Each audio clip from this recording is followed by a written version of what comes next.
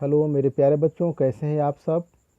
कक्षा 7 के छात्रों के लिए आज मैंने संस्कृत ट्यूशन, जो आप लोगों का संस्कृत ट्यूशन है, उसको मैं आज स्टार्ट कर दे रहा हूँ। संस्कृत ट्यूशन, जो आप लोगों का संस्कृत ट्यूशन है, ट्यूशन, ठीक ना बच्चों।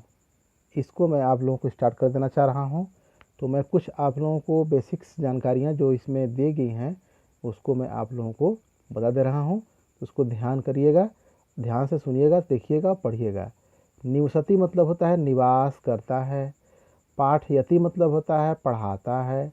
कुर्वन्ति मतलब होता है करते हैं। वेदाभ्यास मतलब होता है वेदों का अभ्यास। धेनु मतलब होता है गाय। गोष्ठे मतलब होता है गौशाला में। मधु कोशेषु मतलब होता है मधुमक्खियों के छत्तों में। परिणमति मतलब होता है रूपांतरित होना, परिवर्तित होना होता है। पात्रयोः मतलब होता है दो पात्रों में। ठीक है बच्चों, आगे देखते हैं। यहाँ पर जो दिया गया है एक वचन, द्विवचन, बहुवचन। हम जानते हैं संस्कृत में कितने वचन होते हैं। तो संस्कृत में वचनों की संख्या कितनी है? 3। कितना है? 3 है। 3 वचन है।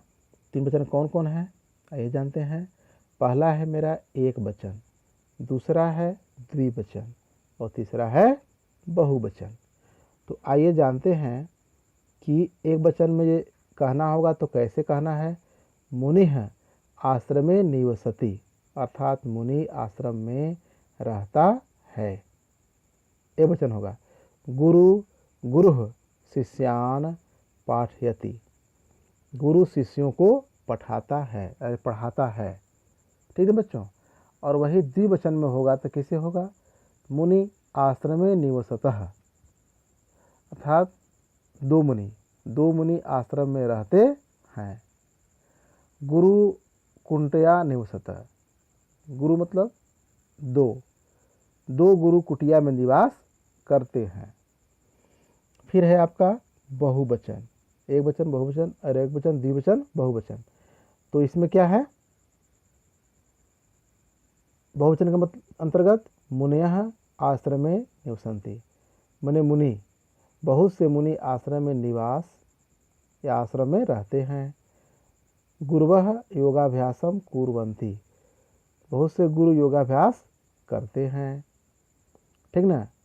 पिता फलम ददाति, पिता फल देता है। नदी प्रवहति, नदी बहती है। धेनु पश्चति,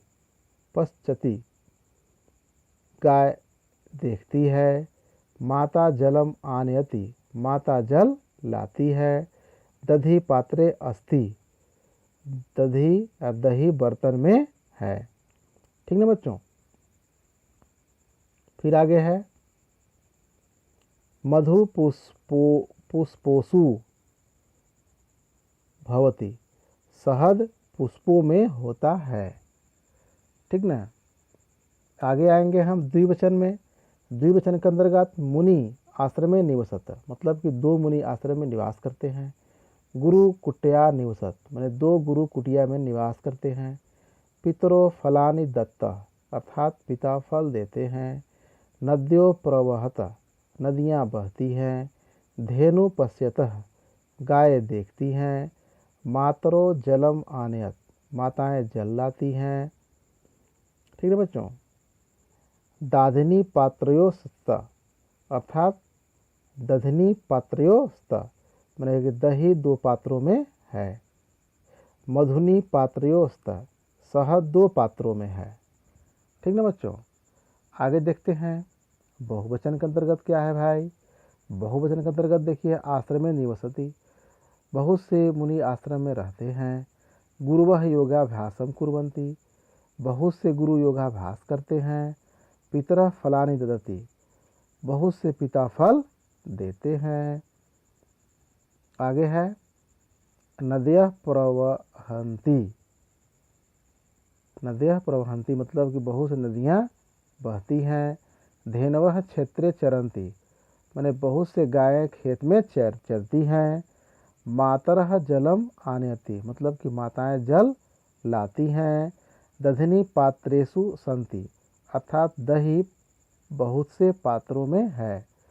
मधुनी मधुकोशेषु सन्ति, अर्थात शहद बहुत से मधुमक्खियों के छत्ते में होती हैं। ठीक ना, हो गया बच्चों। इस तरह से आप लोगों का वह एक वचन और बहुवचन और एक वचन द्विवचन और बहुवचन के आधार पर जो कोई एग्जाम्पल दिए गए हैं उसको आप लोग देख लीजिएगा, ध्यान से उसको पढ़ लीजिएगा। ठीक ना बच्चों। अब यह अभ्यास आ जाता है। अभ्यास के अंतर्गत देखिए दिया हुआ है प्रश्न नंबर 1, उच्चारणम कुरुत पुस्तिकायाम च लिखत। विद्यार्थी स्वयं करें। इसको स्वयं करने के लिए है। जो पहला नंबर क्वेश्चन है इसको आप लोग सेल्फ डिपेंडेंट है, उसको सेल्फ करने का प्रयास करिएगा। आगे मैं आप लोगों को सेकेंड क्वेश्चन करा रहा हूँ। एक पदेन उत्तरत, मतलब कि उत्तर देकर एक पद में उत्तर देना है। जैसे है फलम क ददाती, तो इसका उत्तर हुआ पिता। एक उत्तर, एक शब्दों में क्या हुआ, एक पद में इसका उत्तर क्या हुआ। कोई प्रश्न किया फलम कह ददाती, तो उत्तर आया पिता। अगला क्वेश्चन है वस्त्राणि के ददाती।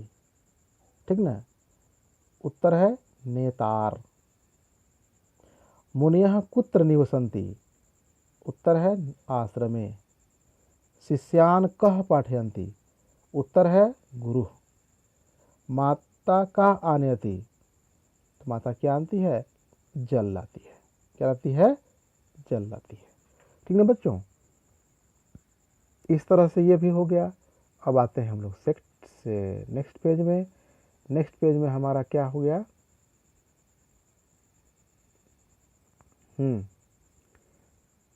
नेक्स्ट पेज में हो गया शिष्यान कह पाठयति, उत्तर हो गया गुरु।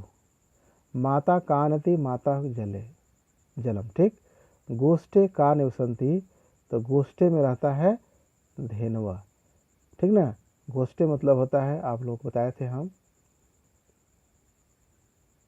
गोष्ठे मतलब होता है गौशाला। गौशाला, गौशाला मतलब क्या होता है, जहाँ पर गाय और बैलों को बांधा जाता है, अर्थात उसको रखा जाता है। ठीक ना बच्चों, आगे देखते हैं।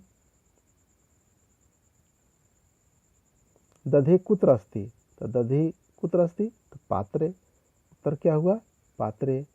मधुनी कुत्र अस्ति संति, तो उत्तर हुआ मधुनी कुत्र संति, मतलब कि तो उत्तर इसका हुआ मधुकोशेषु। ठीक ना बच्चों, शब्द रूपाणी लिखत मतलब कि लिखकर उसको याद करिए शब्द रूप को। पितृ प्रथमा, पिता, पितरो, पितरा। ठीक ना, फिर माता, मातरो, मातरा। मुनि, मुनि, मुनिया। इस तरह से यह आप लोगों का हो गया। अब है क्वेश्चन नंबर 4, मंजूषात पदानि चित्वा रिक्त स्थानानि पूर्यत मैंने करें। ठीक ना, जैसे धेनवा गोष्ठे निवसती, धेना क्या करती है, गोष्ठे। गोष्ठे मतलब गौशाला। अभी जस्ट मैंने आप लोगों को पहले ऊपर बताया था, जो गायें होती हैं कहाँ निवास करती हैं, गौशाला में। ठीक है बच्चों, इस तरह से आप लोगों को यह हो गया। अब आगे देखते हैं नेक्स्ट पेज में। जब हम भरते हैं, फिल करते हैं, माता जलम आनयन्ति, दधिनी पात्र्योस्थ, मुनिया कुट्याम निवसन्ति, नद्यो प्रवहत, गुरु आश्रमे निवसन्ति। तो इस तरह से कुल मिलाकर के यह फिल करने वाला था, फिल हो गया। आप लोग फिल कर लीजिएगा, भर लीजिएगा, समझ में नहीं आएगा हमसे पूछ लीजिएगा। ठीक ना बच्चों, अगला है प्रश्न नंबर 5, उचित क्रियापदम चित्वा वाक्यम शुद्ध कुरुत। मैं शुद्ध करके करिए। ठीक ना, क्या है, सह मातरम नमति, माने कि वह माता को सिर झुकाता है। अयम छात्र विद्यालयम गच्छति। ठीक ना, ये सब छात्र क्या है, विद्यालय जाते हैं। अहम प्रतिदिनम पुस्तकम पठामि, कि हम प्रतिदिन पुस्तक को पढ़ूंगा या मैं पढ़ूं। यम नदी काश्याम प्रवहती, यह नदी कहाँ बहती है। त्वम पुस्तक नयसी, मैंने तुम्हारा जो पुस्तक है उसके बारे में यह बताया गया है। संस्कृत भाषायाम अनुवाद कुरुतः, संस्कृत भाषा में अनुवाद करना है। गुरु शिष्यों को पढ़ाते हैं, इसका उत्तर है गुरुः शिष्यात् पाठयन्ति। नेक्स्ट क्वेश्चन है मुनि आश्रम में रहते हैं, उत्तर हो गया मुनियः आश्रमे निवसन्ति। ठीक ना बच्चों। गुरु वेदों का अभ्यास करते हैं, गुरु क्या करते हैं, वेदों का अभ्यास करते हैं। गुरुवः वेदाभ्यासः कुर्वन्ति। माँ जल लाती है, उत्तर हो गया माता जलम आनयति। ठीक ना बच्चों। अब आगे देखेंगे शब्दानुसार चित्त निर्माण कुरुतः, जैसे वृक्षः वृक्षः वृक्षो वृक्षा। ठीक ना, वृक्ष शब्द है तो उसका एक वचन है वृक्षः वृक्षो वृक्षा। माला माले मालाः, पुष्पम पुष्पे पुष्पाणि। ठीक ना बच्चों, इस तरह से यह आप लोगों का शब्द रूप का फॉर्मूला चलेगा। तो प्यारे बच्चों, मैं आज आप लोगों को संस्कृत विषय का फर्स्ट लेसन का कार्य सॉल्व कराया है। आप लोग उस वीडियो को बार बार चूज करके देख लीजिएगा और प्लीज़ चैनल को सब्सक्राइब कर दीजिएगा ताकि आप वीडियो अपलोड होने वाले सबसे पहले में आप देख सकें। ठीक ना, और साथ में लगे लगे एक बेल आइकन होगा घंटी दबाने वाला, इसको दबा करके ऑल का नोटिफिकेशन करके उसको आप क्लिक कर दीजिएगा ताकि आने वाले समस्त वीडियो आपको मिले। ठीक ना बच्चों, इस तरह से यह आप लोगों का अध्याय ख़त्म हो गया। तो आशा करते हैं आप लोगों को अच्छा लगा होगा। तो चलते हैं, ओके बाय बाय।